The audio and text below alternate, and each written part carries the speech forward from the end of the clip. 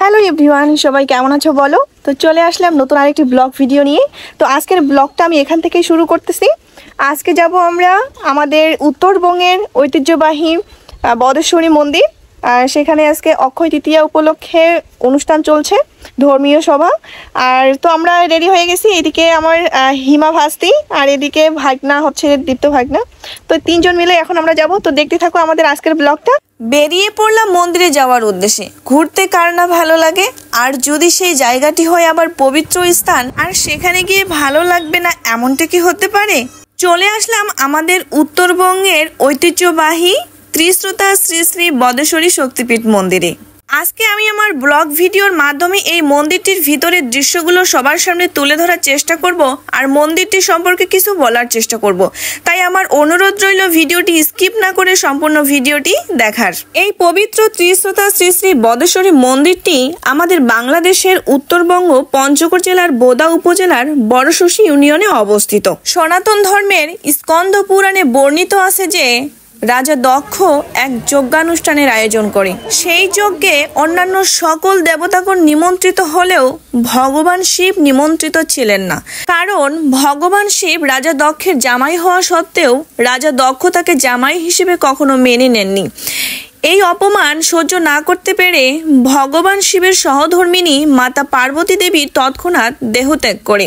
মাতা পার্বতীর মৃত্যু যন্ত্রণা সহ্য না করতে পেরে ভগবান শিব মাতা পার্বতীর মৃতদেহটি কাঁধে তুলে নিয়ে উন্মাদ হয়ে সারা পৃথিবীতে প্রলয়ের সৃষ্টি করে। ঠিক তখনই মাতা পার্বতী দেবীর দেহটি 51টি অংশে বিভক্ত হয়ে পৃথিবীতে পড়ে। তার মধ্যে 2টি খণ্ড বাংলাদেশের চট্টগ্রামের সীতাকুণ্ড এবং পঞ্চগড়ের বদেশ্বরী মন্দিরে পড়ে। তাই অনেক দূর দূরান্ত থেকে অনেক ভক্তের সমাগম ঘটে এই মন্দিরটিতে। বাংলাদেশের যে কোনো প্রান্ত থেকে সকল সনাতনী ভাই বোনদেরকে বলছি, তোমরা যদি কোনো তীর্থস্থানে ঘুরতে যেতে চাও তাহলে একবার বাংলাদেশের উত্তরবঙ্গ পঞ্চগড় জেলার বড়শশী ইউনিয়নের এই বদেশ্বরী মন্দিরটিতে এসে ঘুরে যেতে পারো। দেখবে অনেক ভালো লাগবে। মন্দির থেকে বাড়ি ফেরার সময় আমি এখন দাঁড়িয়ে আছি করতোয়া নদী আউলিয়ারঘাট নামক এই জায়গায়। এই জায়গায় 2022 সালে মহালয়ার দিনে নৌকাডুবির এক মর্মান্তিক দুর্ঘটনা ঘটে। সেখানে অনেক মানুষের মৃত্যু ঘটে। বর্তমানে এই জায়গায় ব্রিজের কাজ চলছে, অনেক আগেই শুরু হয়ে গেছে। যখন এই মর্মান্তিক দুর্ঘটনাটা ঘটে তারপরেই এই ব্রিজের কাজ শুরু হয়।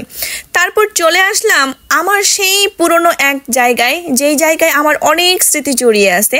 তো এই জায়গাটা নিয়ে আমি পরবর্তী একটা ব্লগ করব। তো এই ব্লগটা আমি এখানে অ্যাড করতে চাচ্ছি না, তো নেক্সটে আমি দেখাবো। তো এখন চলে আসলাম বাড়িতে। সারাদিন ঘুরলাম ফিরলাম, তো সারাদিন ঘুরতে ঘুরতে ক্লান্ত। তো এখন ফ্রেশ হবো, ফ্রেশ হয়ে একটু রেস্ট নিব, যেহেতু সারাদিন ঘুরলাম, ক্লান্ত হয়ে গেছে শরীর। তো ভিডিওটা এ পর্যন্তই। আর ভিডিওটা কেমন লাগলো অবশ্যই কিন্তু কমেন্ট করে জানাবে। আর দেখা হচ্ছে নেক্সট কোনো ভিডিওতে। টাটা।